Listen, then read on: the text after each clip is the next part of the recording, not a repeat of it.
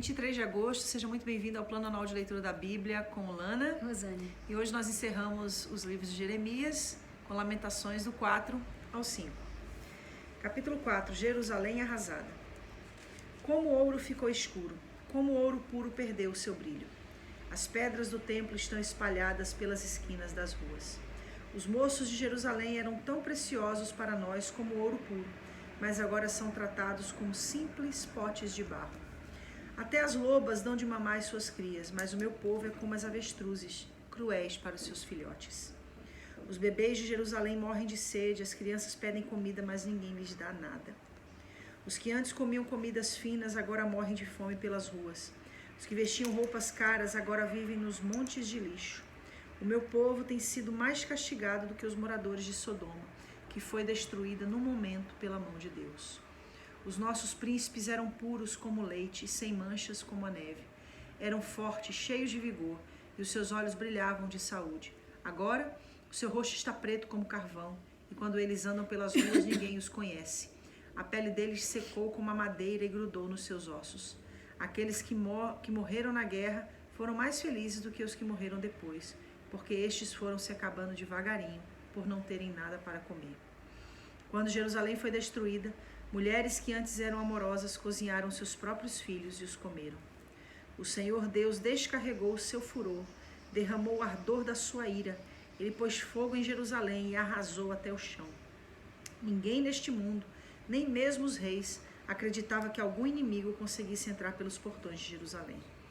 Tudo isso aconteceu por causa dos pecados e das maldades dos seus profetas e dos seus sacerdotes, culpados de causar a morte de pessoas inocentes. Sacerdotes e profetas andavam pelas ruas como cegos, tão sujos de sangue que ninguém tocava a roupa deles. E o povo gritava: "Fora daqui, vocês são impuros, não encostem a mão em nós." Quando eles fugiram, andando de país em país, os próprios pagãos disseram: "Esses homens não podem morar aqui." O Senhor não deu mais atenção a eles, o próprio Deus os espalhou. Ele não teve respeito pelos nossos sacerdotes, nem pena dos nossos líderes. Ficamos olhando até cansar, esperando o socorro que nunca chegou. Confiamos no auxílio de uma nação que não podia ajudar. Os inimigos nos estavam vigiando de modo que não podíamos andar pelas ruas. Os nossos dias estavam contados, o fim estava perto. Os nossos perseguidores foram mais rápidos do que as águias no céu. Eles nos perseguiram nas montanhas e nos atacaram de surpresa no deserto. Eles prenderam aquele que é a fonte da nossa vida. Prenderam o rei que o Senhor havia escolhido, aquele que pensávamos que ia nos defender dos invasores. Você, povo de Edom e de Uz, podem rir. Alegrem-se enquanto há tempo, pois a sua desgraça também está chegando. Vocês vão ficar bêbados e nus. Jerusalém já recebeu o castigo pelos seus pecados. O Senhor não deixará que os seus moradores fiquem espalhados em terras estrangeiras, mas vocês, povo de Edom, serão castigados por Deus. Ele fará com que todos fiquem conhecendo os pecados de vocês. Oração pedindo misericórdia. Ó Senhor Deus, lembra do que nos aconteceu. Olha para nós e vê a nossa desgraça. A nossa terra está nas mãos de estrangeiros e em nossas casas mora gente estranha. Somos órfãos de pai e nossas mães ficaram viúvas. Temos de comprar a nossa própria água de beber. Temos de pagar pela nossa própria lenha. Os nossos inimigos nos tratam com dureza. Estamos esgotados, porém, não nos deixam descansar. Para termos o que comer, precisamos de pedir, estendendo as mãos aos egípcios e aos assírios.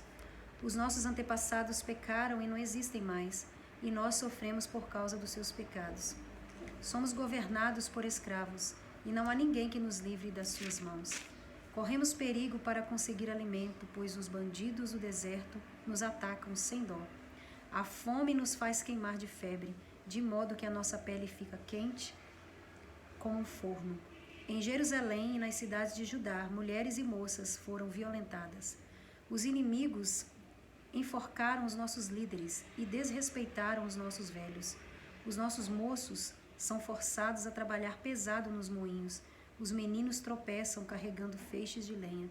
Os velhos não fazem mais as suas rodinhas nas praças, e os moços já não cantam mais. A alegria fugiu do nosso coração. Em lugar das nossas danças, ficou a tristeza. Nada sobrou daquilo que era o nosso orgulho. Nós pecamos e estamos condenados. O nosso coração está doente e as lágrimas escurecem a nossa visão, porque o monte Sião está abandonado e as raposas andam pelas ruínas. Mas tu, ó Senhor, reinas para sempre. Tu dominas as gentes de todos os tempos. Por que nos abandonastes por tanto tempo? Será que lembrarás de nós outra vez? Faze com que voltemos a ti, ó Senhor. Sim, faze-nos voltar. Faze com que a nossa vida seja outra vez como era antes. Ou será que nos rejeitastes para sempre?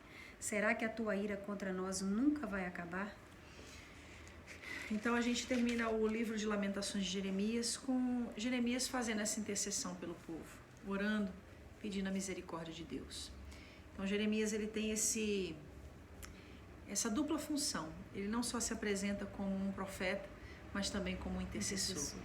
Ele trouxe para o coração do povo a revelação do que havia no coração de Deus e levou ao coração de Deus a tristeza do coração do povo.